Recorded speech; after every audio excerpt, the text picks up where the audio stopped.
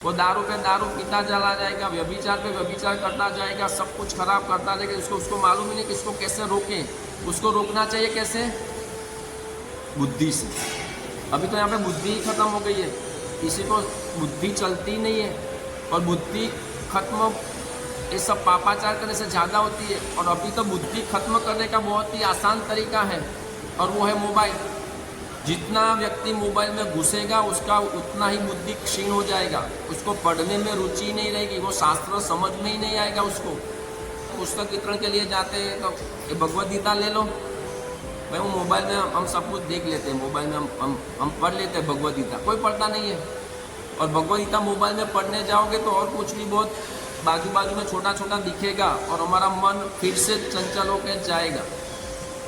ये भगवद गीता सिखाता है मन को कैसे वश में करें, और मोबाइल सिखाता है मन को कैसे भटकाए। दोनों विरुद्धाभास है। तो मोबाइल में भगवद गीता कोई कैसे पढ़ेगा?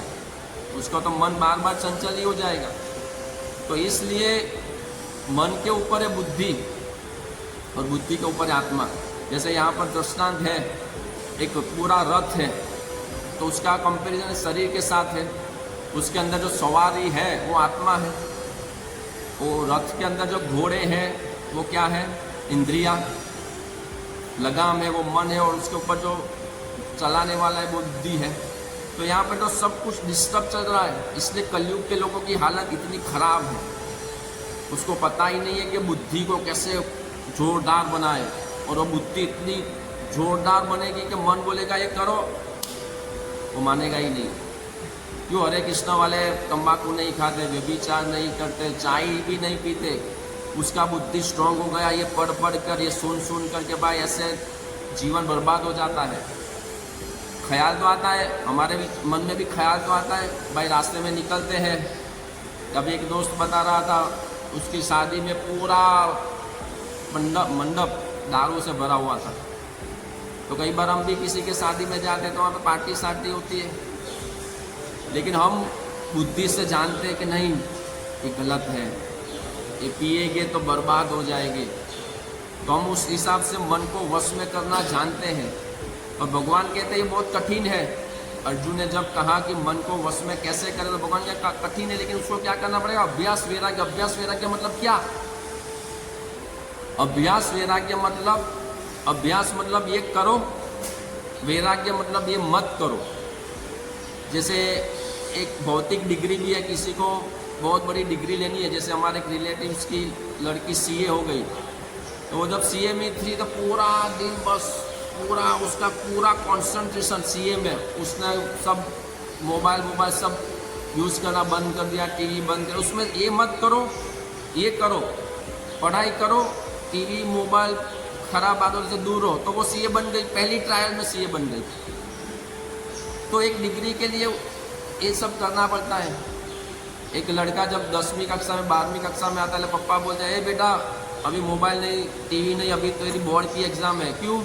अभ्यास वैराग्य कि इससे दूर रहो और ये करो। तो उसी तरह से मन को अगर वश में करना है तो ये करो, ये मत करो। क्या करना है? हरे कृष्ण महामंत्र का जप करना है, भगवद गीता भागवतम पढ़ना है, भक्तों के संग में अच्छी दिव्य बातें करनी है। भक्तों का संग मतलब ये नहीं गई देखो ये ऐसा वो वैसा, इसने ये किया, वो भक्तों का संग थोड़ी हुआ। भक्तों का संग मतलब भगवान के बारे में चर्चा, हमारे अनर्थों के बारे में चर्चा, कि मेरे अंदर इतने अनर्थ है, प्रभु मैं कैसे निकालूं। मैं भक्ति में रोज़ सुबह 4 बजे उठना चाहता हूँ, लेकिन मन नहीं करता है, शास्त्र समझ में नहीं आता है, इंद्रियां बहुत ही चंचल है, कैसे वश में करो, ऐसी दिव्य चर्चा। तो ये सब करो, धामवास करो, अर्चा विग्रह की पूजा करो, एकादशी पालन करो, ये सब करो। और क्या मत करो? तो जो 4 नियम है कि व्यभिचार नहीं, मांसाहार नहीं, नशा नहीं, जुआ नहीं, और भक्तों का संग जितना हो सके कम करो।